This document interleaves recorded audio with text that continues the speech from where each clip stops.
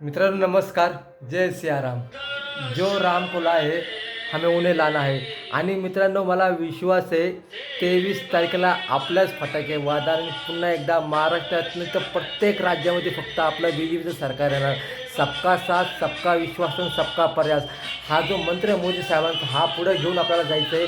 आणि पुन्हा एकदा महाराष्ट्रात नाही प्रत्येक राज्यामध्ये आपलं फक्त BJP सरकार येणार हा माझा विश्वास आहे. आणि त्याच्यासाठी मी देवा जास्तीत जास्त मी खूप ठिकाणी प्रचार केला. खूप ठिकाणी लोकांना सांगितलं आपल्या मोदी साहेबांकडे बघा. आणि मोदी साहेबांकडे बघूनच प्रत्येक जो पक्ष असेल अजितदादांचा घड्याळ, एकनाथ शिंदे साहेबांचं धनुष्यबाण आणि आपलं देवेंद्र फडणवीस साहेबांचं कमळ अशा पक्षांना तुम्ही जास्तीत जास्त मत देऊन पुन्हा एकदा महाराष्ट्रात BJP सरकार आणूया. आणि प्रत्येक क्षेत्रात प्रत्येक राज्यामध्ये फक्त आपलं BJP सरकार येणार. जय सियाराम. मी मोदी भक्त आहे मित्रांनो आणि मला विश्वास आहे सबका साथ सबका विश्वास आणि सबका प्रयास हा जो मोदी साहेबांचा मंत्र आहे हा मंत्र हमेशा जिंकणार.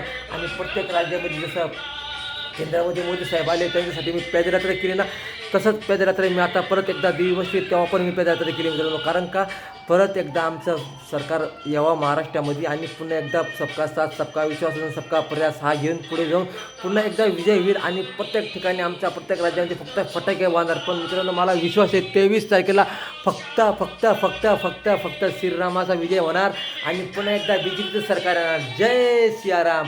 आणि मित्रांनो आज तुळशी विवाह पण आहे. आज दिनांक 13/11/2024 आज तुळशी माताचं पण लग्न आहे मित्रांनो.